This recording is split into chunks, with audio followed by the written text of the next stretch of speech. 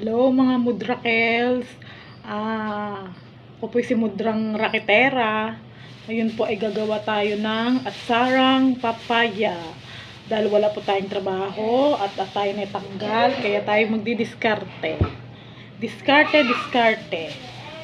Gumawa na po ako nito nung nakarang araw. Naubos na. Kaya ngayon ay gagawa ulit tayo dahil tayo may mga pa-order na. At sila'y nasarapan sa aking gawa ng atsarang papaya. Kailangan nating kumita. Huwag lang tayong patambay-tambay. Dahil pag wala tayong ginagawa, tayo manghihina. Ang isang nanay, kailangan lagi rumarakit kapag walang kita. Ganun talaga. Kahit na malalaki na ang mga anak mo, may mga hanap buhay na sila, hindi mo naman pwedeng iasa sa kanila ang kabuhayan mo. Hindi ka pa naman jonda at saka gumagana pa naman ang iyong mga katawan. Tsaka hindi ka rin dapat aasa sa mga anak mo. Diba? Siyempre, nasaya kanila na lang yun. Kung bibigyan kanila, naku, ako na matutuwa na ako pag ang mga anak ko, ma, kain tayo sa labas. Ma, eto ma, mag-grocery tayo. Yung panganay ko, bait yun. May trabaho na. Pero wala pang asawa. Tumutulong yun lagi sa akin. At yung isang anak ko, may 2 apo na ako.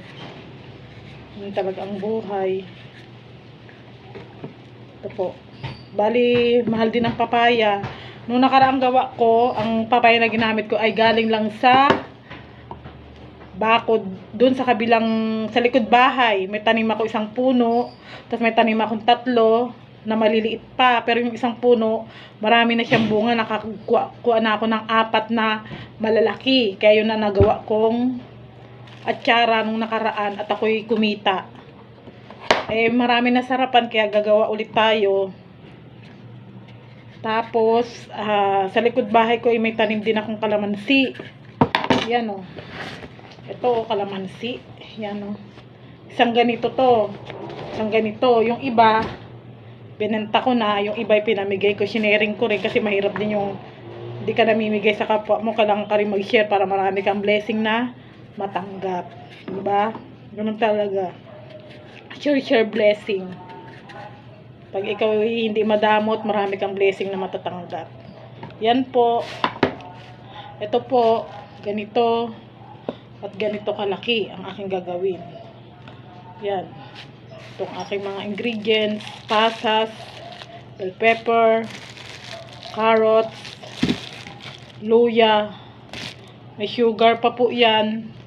Saka syempre ang vinegar nandun. Vinegar, yan ang mga ingredients. Sige po, sa sunod na video ulit, gagawa ulit ako. See you! Ang madiscarding nanay na si Weng. Bye-bye!